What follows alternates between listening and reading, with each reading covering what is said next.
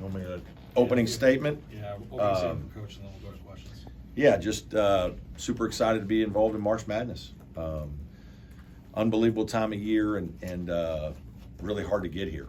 So proud of our team for what they've accomplished this regular season. It's been a remarkable run, and certainly want to continue to play as long as we can so that we can enjoy this. Special group, and certainly want to see special things happen to them. So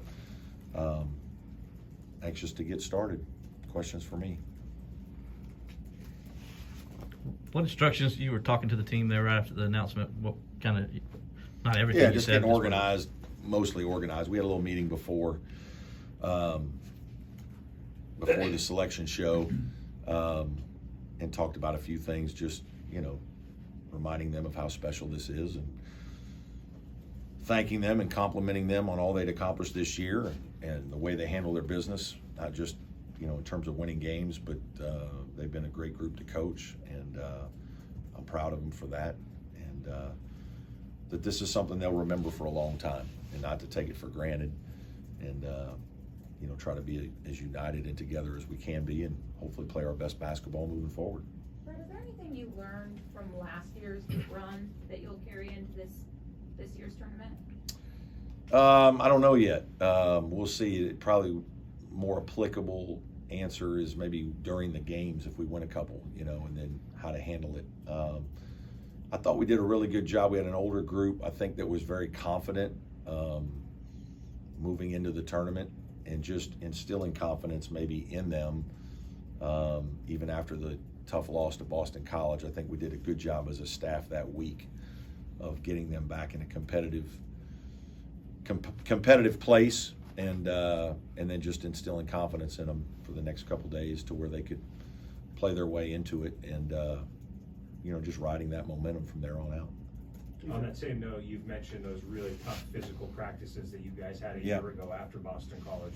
What do you do in this condensed? Does it look anything like that? Not really. It's different. Obviously, we've got a Thursday game. Last year, we had a Friday. So it's going to be on us quick. We've got to delve into McNeese as much as we can, and we'll certainly meet on that with our team in the morning, and then probably do some shooting, and then come back in the afternoon and have a little bit of a spirited practice on Monday, Tuesday, and then, obviously travel and just kind of get used to Providence and the arena, and tighten up a couple things on Wednesday, like a normal practice day, and get ready to play.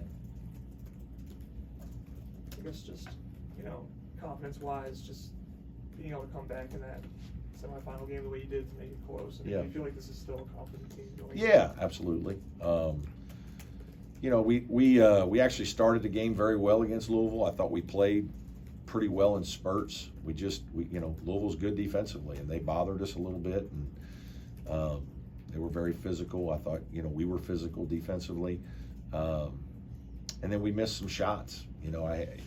We haven't shot the ball as well in the last 2 weeks. I don't know that our shot quality's a lot different.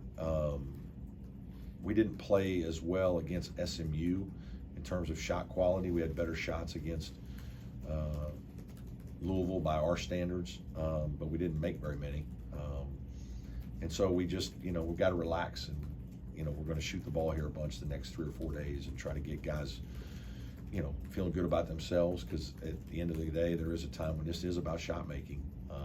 You can run good plays, you can get open shots, but if you don't make them, it can be frustrating. So, but I thought that the tournament was good for us. We found a way to win a hard game against SMU, and, a very competitive physical game against Louisville that, we obviously had the chance with the ball and had a couple of tough calls maybe go against us, non-calls, and, or it might look a little different. So, but our group is good. I know making the tournament is the most important, but do you like the draw being the 5th seed in this region? Yeah, it doesn't really matter. 6th seed, 5th seed, 4th seed, you're going to play great teams, teams that are used to winning, teams that have good players, really good coaches. I mean, that's what you see in the NCAA tournament. You don't look too far down. You just kind of focus on what, the 4 teams in your little bracket, your pod, and get your staff to get as ready as they can for all those teams. And you know, in the different styles that you may see in a short amount of time. Obviously, Will Wade is the coach of the other team. Clemson alum. Do you know him at all? Not well. I know Will a little bit because we've obviously been in coaching for a long time. But he's obviously done a great job everywhere he's been. He's been very successful. VCU, LSU, now McNeese. You know, he's part of the Shaka tree in terms of how they play. Very aggressive and very good defensively and change defenses and excellent offensive rebounding team. So yeah, we know, you know, they've got a bunch of transfers. I know the kid Quadir Copeland from Syracuse transferred there. But they've got a bunch of good high major transfers and good players that you know are again used to winning. They've been winning there a lot the last couple of years, so they'll come in feeling good about themselves as well. Anybody that you could compare them to that you've played this year? You know, I don't know enough because I haven't studied them. I've only seen them, you know, probably 5 minutes of a game here and maybe twice. But they're going to be athletic like Florida State. I'm sure there'll be some pressure defense. I haven't really studied them enough yet to delve in to answer that as well as I should. Brad, this is a team that hasn't faced a ton of adversity really throughout the year. Having that loss against Louisville, is there a little bit of an added chip on the shoulder? I know you said you guys are plenty confident, Yeah. but just a little adversity going into the postseason. Can that be good for you? I think losing Dylan Hunter's some adversity. I mean, the guy was a glue guy for your team and very experienced tournament player. That was adversity. You know, and we've had a couple games that we haven't played as well and lost, and these guys have always rallied, and you know, they've been very mature. They've been very professional in their approach. That's why we've had the year that we have, is they've come to work every day and been very hungry and humble about what they're trying to get done and playing the game the right way, and a lot of good things have happened to them. Right, so much of our attention is on the players during Selection Sunday. I've never looked. Where are you looking? What are you taking in that moment? Yeah, it's a great question. I was standing next to Graham and Kevin White, just right off to the side, and you know, watching the bracket, we know so many people in coaching, and so you're, you know, oh, my guys at Vanderbilt got in and they're a 9 seed, and you know, that's Mark Byington, who I coached at UNC Wilmington, and you know, it's funny. I remember I was my first year as not even a full-time assistant. I was the restricted earnings coach, and he was my position guy, and he had a speech that was 5 minutes, and I made him give it to me before, and he didn't have enough time. He had about 3 minutes. I'm like, hey man, we got to do a little better. He was a freshman trying to prepare for speech class, and I was coaching him with speech as well as you could coach somebody back at 24. And so obviously, you know, just watching different teams that you know, the head coaches and friends, and happy for guys that get in the tournament, and, you know, excited to see that.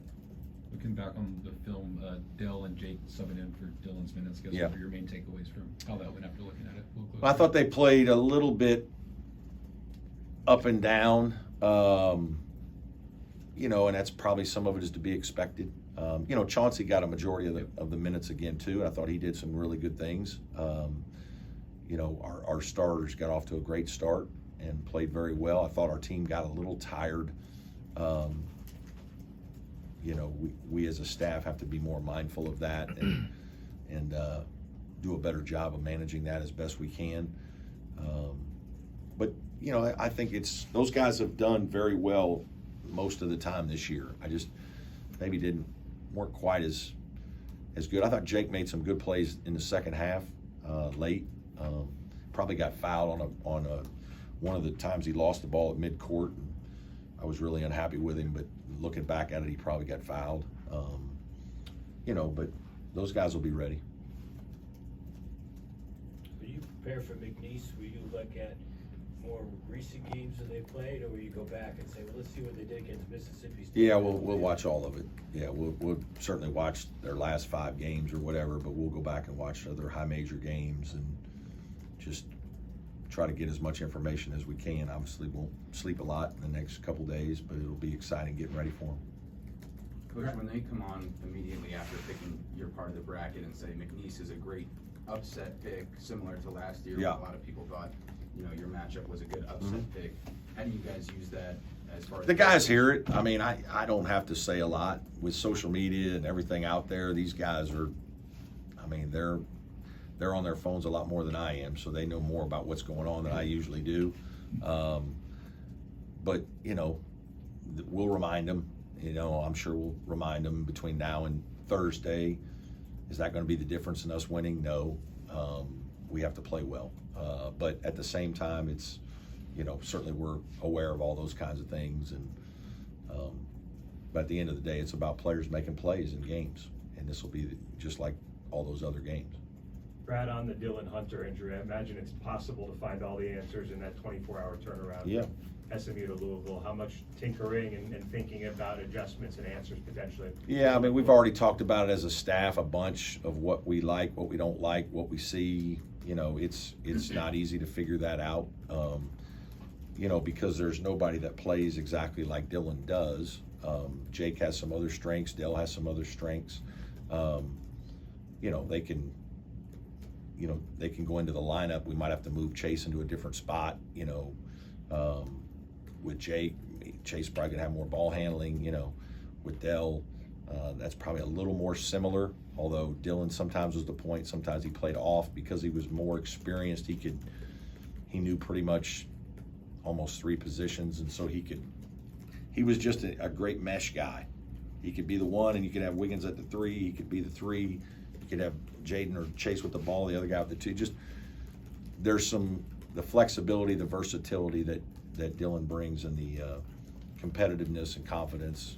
I've always talked about he's a high energy guy, and I think there's also something to just playing with your brother, right? Like, he's probably the one guy on our team that would challenge Chase, like, you know, like, hey man, you can do better. Like, we need you to turn it up a little bit here, you know. So there's some things there, but at the same time, it's going to give more opportunities to these other guys, and you know, they're going to be excited for that. Not everybody is picking against you, by the way. Oh, good. Clark Kellogg picked you to play in the national championship game. Oh, wow. No pressure. Okay. I actually recruited one of Clark's sons when I was at Wright State. So, known Clark a long time. He's a terrific man and does a great job with CBS. He's good to have with our sport. We need guys like him. 4 ACC teams make the tournament, I guess.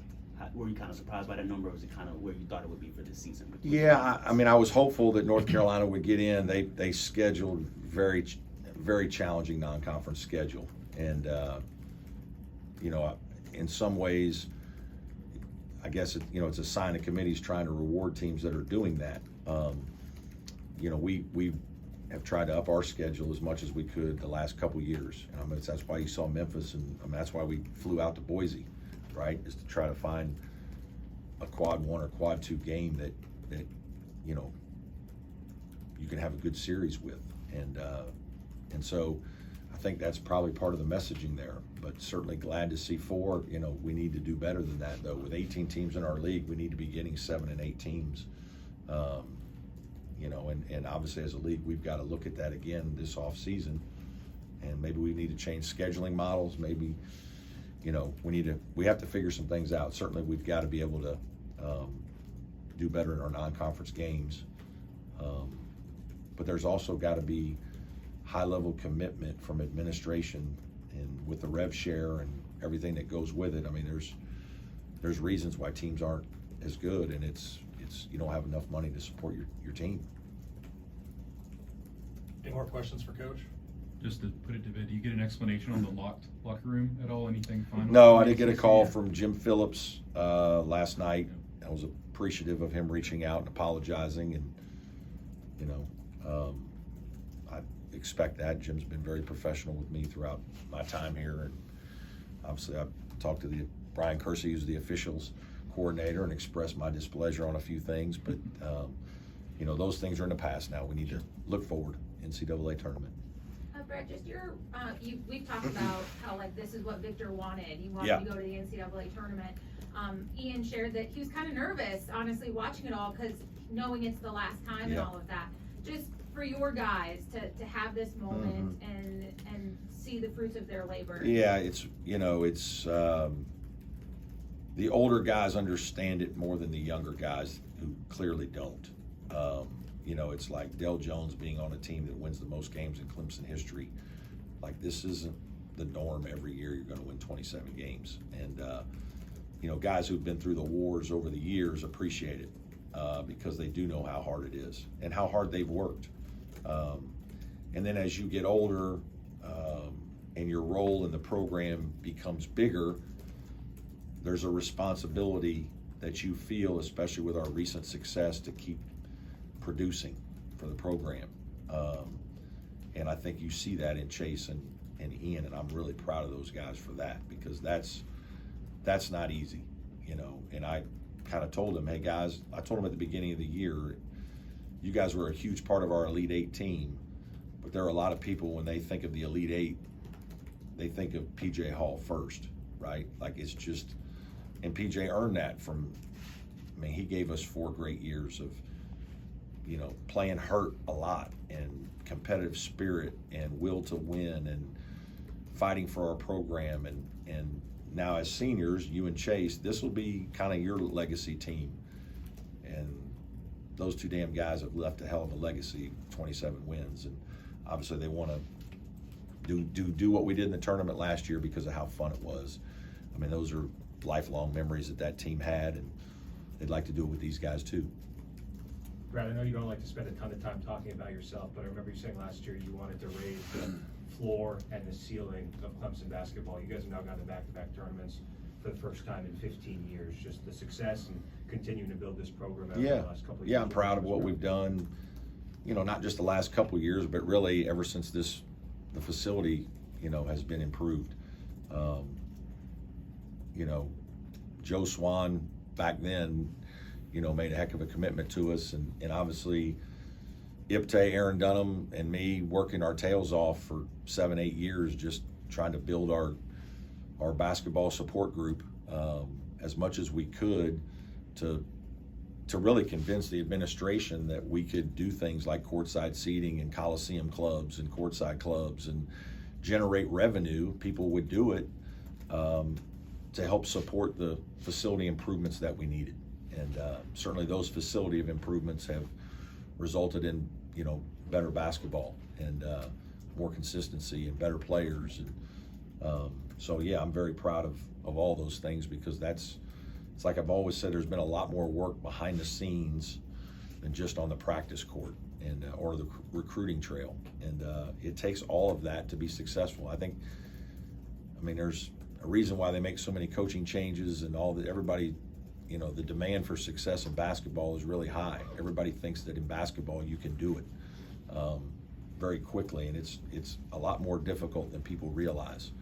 You know, unfortunately, our league the last couple of years, we're finding that out. And so I'm extremely grateful for the recent success in the tournaments and for the administrative support and the hard work we put in over the years to get to this point. Thanks, Coach. All good. Thanks, Brad. I need to get to work.